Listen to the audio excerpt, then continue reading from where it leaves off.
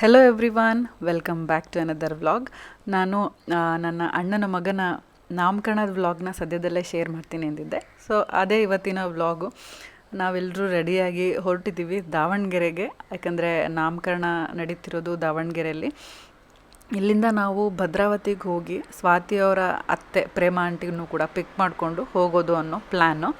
ನೋಡೋಣ ಹೇಗಾಗುತ್ತೆ.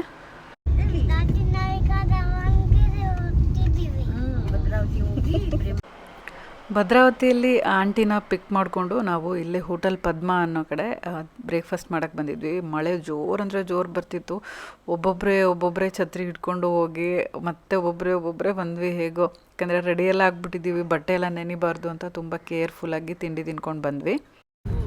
ಮಳೆ ಬಂದು ವೆದರೆಲ್ಲ ಕೂಲಾಗಿದ್ದರಿಂದ ಗ್ರೀನರಿ ಮಧ್ಯದಲ್ಲಿ ನಾವು ಶಿವಮೊಗ್ಗ ಟು ದಾವಣಗೆರೆ ಹೋಗಿದ್ದು ಒಂಥರ ಜರ್ನಿ ಮಾಡ್ದಂಗೆ ಅನಿಸ್ಲಿಲ್ಲ. ತುಂಬ ಕಂಫರ್ಟಬಲಾಗಿ ಹೋದ್ವಿ. ಬಟ್ ಅಲ್ಲಿ ಹೋದ್ಮೇಲೆ ದಾವಣಗೆರೆಯಲ್ಲಿ ತುಂಬ ಸೆಕೆ ಇತ್ತು. ಶಿವಮೊಗ್ಗ ವೆದರ್ಗೂ ದಾವಣಗೆರೆ ವೆದರ್ಗೂ ಕಂಪ್ಲೀಟ್ಲಿ ಆಪೋಸಿಟ್ ಇತ್ತು. ಅಲ್ಲಿ ಮಳೆನೇ ಬಂದಿರಲಿಲ್ಲ ಅಲ್ವಾ.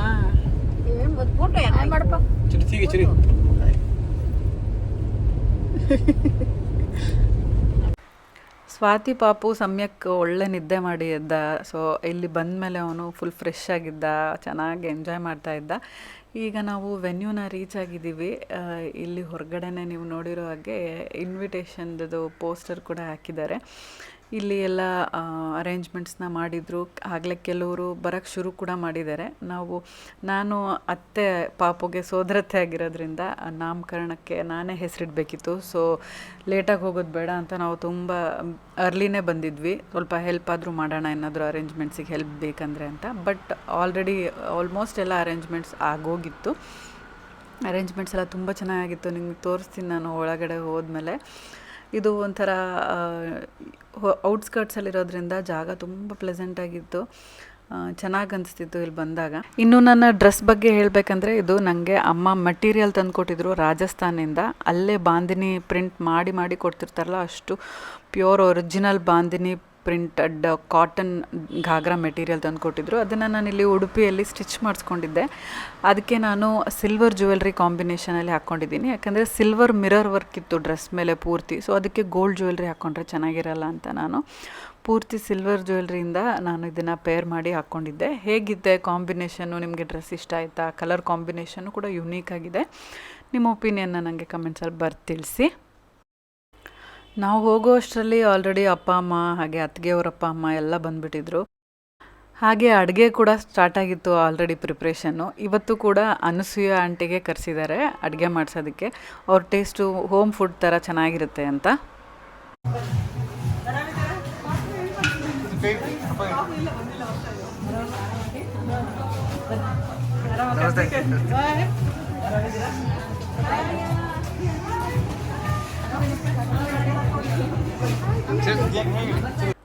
ದಿಯಾ ಕೂಡ ಬಂದಿದ್ದಾಳೆ, ಆಲ್ರೆಡಿ ರೆಡಿಯಾಗಿದ್ದಾಳೆ, ತುಂಬ ಚೆನ್ನಾಗಿ ಕಾಣ್ತಾ ಇದ್ಲು.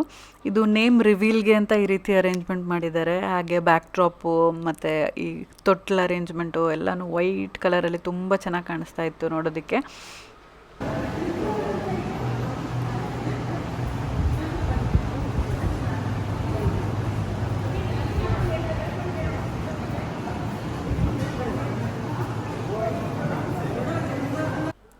ಇಲ್ಲಿ ಫೋಟೋಗ್ರಾಫರ್ ಆಲ್ರೆಡಿ ಬಂದು ವೆಯ್ಟ್ ಮಾಡ್ತಾಯಿದ್ರು ಎಲ್ರಿಗೂ.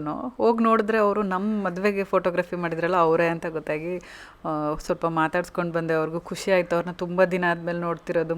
ನಮ್ಮ ಮದುವೆ ಫೋಟೋಶೂಟು ಆದಮೇಲೆ ನೋಡೇ ಇರಲಿಲ್ಲ.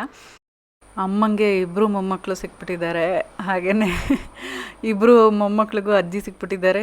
ಎಲ್ಲರೂ ಕೈ ಇಟ್ಕೊಂಡು ಓಡಾಡ್ತಾಯಿದ್ರು ಎಲ್ಲ ಕಡೆ. ಹಾಗೆ ಸಮ್ಯಕ್ಕಿಗೆ ಸೆಕೆ ಆಗೋಕ್ಕೆ ಶುರುವಾಗಿತ್ತು. ಸೊ ಸ್ವಾತಿ ಅವನನ್ನು ಸಮಾಧಾನ ಮಾಡ್ತಾ ಇದ್ದಾಳೆ. ಇಲ್ಲಿ ಪೂಜೆಗೆ ಏನೇನೆಲ್ಲ ಐಟಮ್ಸ್ ತಂದಿದ್ರು ಅದನ್ನೆಲ್ಲ ಜೋಡಿಸಿಡ್ತಾ ಇದ್ದಾರೆ. ಅಷ್ಟರಲ್ಲಿ ಅತ್ತಿಗೆ ಮತ್ತು ಪಾಪು ಕೂಡ ಬಂದಿದ್ದಾರೆ ಈಗ.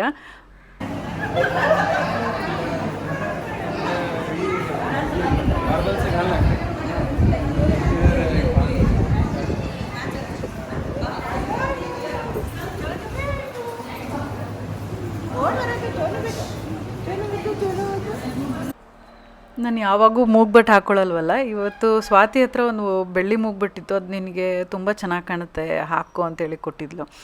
ಅದನ್ನು ಹಾಕ್ಕೊಂಡಿದ್ದಕ್ಕೆ ನಾನು ಫುಲ್ ಡಿಫ್ರೆಂಟಾಗಿ ಕಾಣಿಸ್ತಿದ್ದೀನಿ ಅಂತ ಹೇಳ್ತಿದ್ರು, ಯಾಕಂದರೆ ಅಭ್ಯಾಸ ಇಲ್ಲಲ್ಲ ನಾನು ಮೂಗ್ಬಟ್ಟು ಹಾಕ್ಕೊಂಡಿರೋದು ನೋಡಿ. ಅದಕ್ಕೆ ಆಮೇಲೆ ಯಾಕೋ ಸ್ವಲ್ಪ ಹೊತ್ತು ಆದಮೇಲೆ ಮೂಗ್ಬಟ್ಟು ತೆಗ್ದಿಟ್ಬಿಡೋಣ ಅನಿಸ್ತು. ನನಗೂ ಕೂಡ ಒಂದು ಸ್ವಲ್ಪ ಅನ್ಕಂಫರ್ಟಬಲ್ ಆಗ್ತಿತ್ತು, ತೆಗ್ದಿಟ್ಬಿಟ್ಟೆ. ಈಗ ಪೂಜೆ ಇನ್ನೇನು ಸ್ಟಾರ್ಟ್ ಆಗೋ ಟೈಮ್ ಆಯಿತು. ಫಸ್ಟು ತೊಟ್ಲಿಗೆ ಪೂಜೆ, ಆಮೇಲೆ ಆರತಿ ಎಲ್ಲ ಎತ್ಬಿಟ್ಟು ನಮ್ಮ ಕಡೆ ಏನು ಮಾಡ್ತಾರೆ, ಮಗುನ ಡೈರೆಕ್ಟಾಗಿ ಫಸ್ಟಿಗೆ ತೊಟ್ಲಿಗೆ ಹಾಕಲ್ಲ. ಕಲ್ಲೇನು ಬರುತ್ತೆ, ಗುಂಡು ಕಲ್ಲು ಬರುತ್ತಲ್ಲ, ಅದನ್ನು ಎಲೆಯಲ್ಲಿಟ್ಟು ಅದನ್ನು ಫಸ್ಟ್ ತೊಟ್ಲಿಗೆ ಹಾಕಿ ಆಮೇಲೆ ಮಗುನ ಹಾಕೋದು.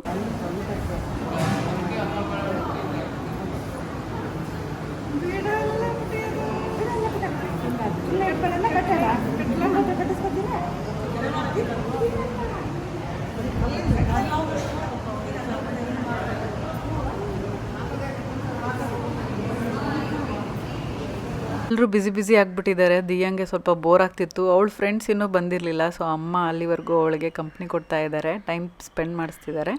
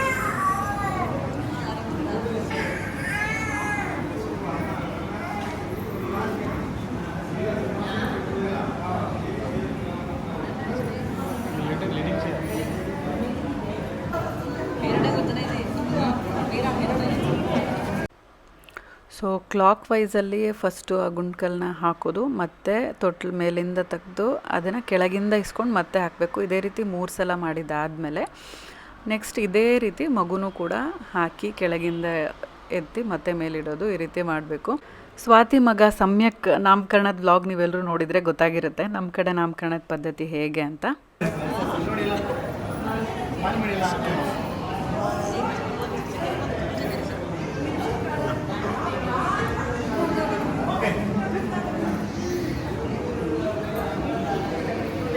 ಫಸ್ಟ್ ಟೈಮ್ ನಾನು ಅವನನ್ನು ಎತ್ಕೋತಾ ಇರೋದು. ಪಾಪ ಎಷ್ಟು ಚೆನ್ನಾಗಿ ಸೈಲೆಂಟಾಗಿದ್ದ, ಒಂಚೂರು ಹಠ ಮಾಡ್ತಿರ್ಲಿಲ್ಲ.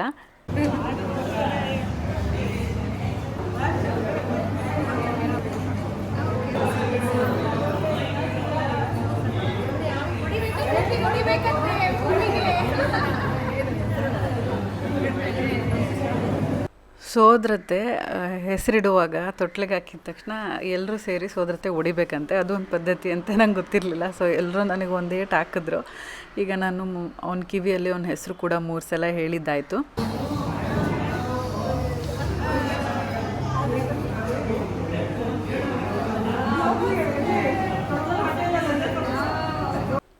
ಸೊ ಈಗ ನಾನು ಮಗು ಕಿವಿಯಲ್ಲಿ ಮಾತ್ರ ಹೆಸರು ಹೇಳಿರೋದು. ಸೊ ಅಲ್ಲಿ ಬಂದಿದ್ದವ್ರಿಗೆ ಯಾರಿಗೂ ಅವನ ಹೆಸರು ಗೊತ್ತಾಗಿಲ್ಲ.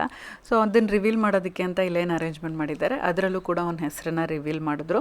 ಅವನ ಹೆಸರು ರಾಯನ್ ಅಭಿರಾಮ್ ಅಂತ ಇಟ್ಟಿದ್ದಾರೆ. ನನಗಂತೂ ತುಂಬ ಯುನೀಕಾಗಿ ಅನಿಸ್ತು, ತುಂಬ ಇಷ್ಟ ಆಯಿತು ಹೆಸರು. ನಿಮ್ಗೆ ಹೇಗೆ ಅನಿಸ್ತು ಅಂತ ನನಗೆ ಕಮೆಂಟ್ಸಲ್ಲಿ ತಿಳಿಸಿ. ಈಗ ನಾವೆಲ್ಲರೂ ಅತ್ತಿಗೆಗೆ ಅಂತ ತಂದಿದ್ದ ಗಿಫ್ಟ್ಸು ಹಾಗೆ ಮಡ್ಲಕ್ಕಿ ಅದನ್ನೆಲ್ಲ ಕೊಡ್ತಾಯಿದ್ದೀವಿ.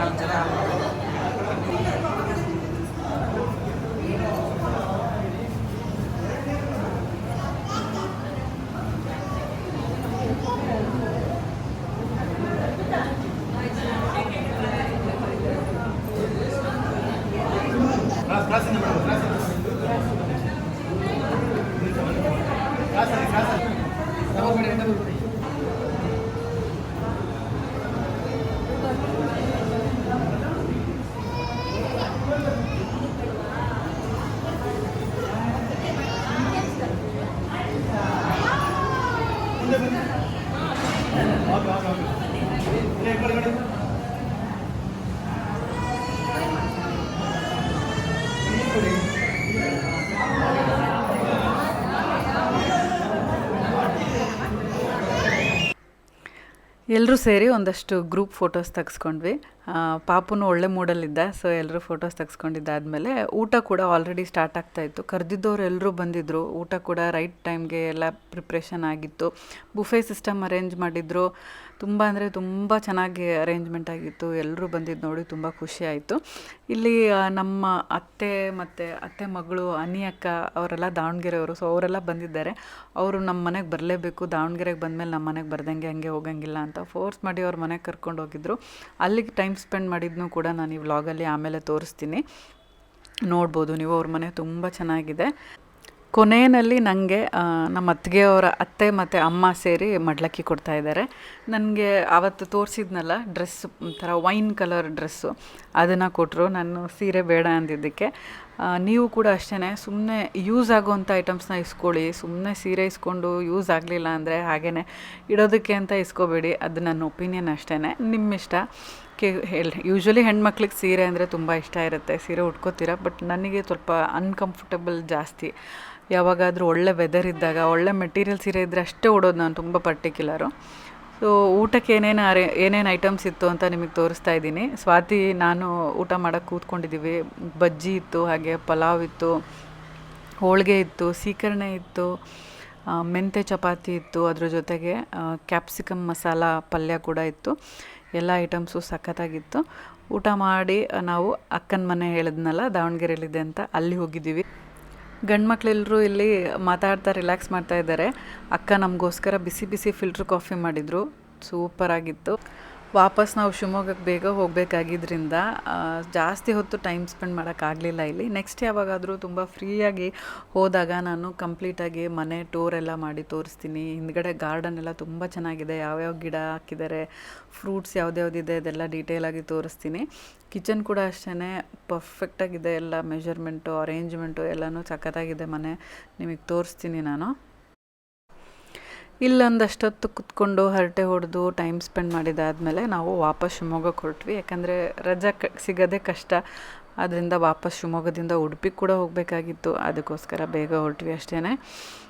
ಇವತ್ತಿನ ಈ ವ್ಲಾಗ್ ನಿಮ್ಗೆಲ್ರಿಗೂ ಇಷ್ಟ ಆಗಿದೆ ಅಂದ್ಕೊಂಡಿದ್ದೀನಿ. ಕೊನೆಯಲ್ಲಿ ನಾವು ನಾಮಕರಣದಲ್ಲಿ ತೆಗೆಸ್ಕೊಂಡಿದ್ದಂಥ ಕೆಲವೊಂದು ಫೋಟೋಸ್ನೂ ಕೂಡ ಆ್ಯಡ್ ಮಾಡಿದ್ದೀನಿ, ಇಂಟ್ರೆಸ್ಟ್ ಇರೋರು ನೋಡ್ಬೋದು. ಇಷ್ಟ ಆಗಿದ್ದರೆ ಲೈಕ್ ಮಾಡಿ, ಫ್ರೆಂಡ್ಸ್ ಆ್ಯಂಡ್ ಫ್ಯಾಮಿಲಿ ಜೊತೆ ಕೂಡ ಶೇರ್ ಮಾಡಿ. ಅವ್ರಿಗೆ ನಾಮಕರಣ ಅರೇಂಜ್ಮೆಂಟ್ಗೆ ಕೆಲವೊಂದು ಐಡಿಯಾಸ್ ಸಿಗ್ಬೋದು. ಅದಕ್ಕೋಸ್ಕರ 2 days ಬ್ಯಾಕ್ ನಾನು ಹೊಸ ಪಾಡ್ಕಾಸ್ಟ್ ಸೀರೀಸ್ನ ಕೂಡ ಲಾಂಚ್ ಮಾಡಿದ್ದೀನಿ. ಫಸ್ಟ್ ಎಪಿಸೋಡ್ ಕೂಡ ಬಿಟ್ಟಿದ್ದೀನಿ. ಎರಡಕ್ಕೂ ತುಂಬ ಅಂದರೆ ತುಂಬಾ ಪ್ರೀತಿ ತೋರಿಸಿದ್ದೀರಾ. ನನಗಂತೂ ತುಂಬ ಖುಷಿ ಆಯಿತು. ನಿಮ್ಮ ಸಪೋರ್ಟ್ ಹೀಗೆ ಇರಲಿ. ಇದೆಲ್ಲ ಪ್ರಮೋಷ್ನಲ್ ಇಂಟರ್ವ್ಯೂಸ್ ಅಂತೂ ಖಂಡಿತ ಅಲ್ಲ, ನಾನು ಇನ್ಸ್ಪೈರಿಂಗ್ ವಿಮೆನ್ನ ಇಂಟರ್ವ್ಯೂ ಮಾಡಿ ಅದರಿಂದ ನಿಮಗೆ ಏನಾದರೂ ಯೂಸ್ ಆಗ್ಬೋದು ಅಂತ ಇದೊಂದು ಕಾರ್ಯಕ್ರಮನ ಸ್ಟಾರ್ಟ್ ಮಾಡಿರೋದಷ್ಟೇ.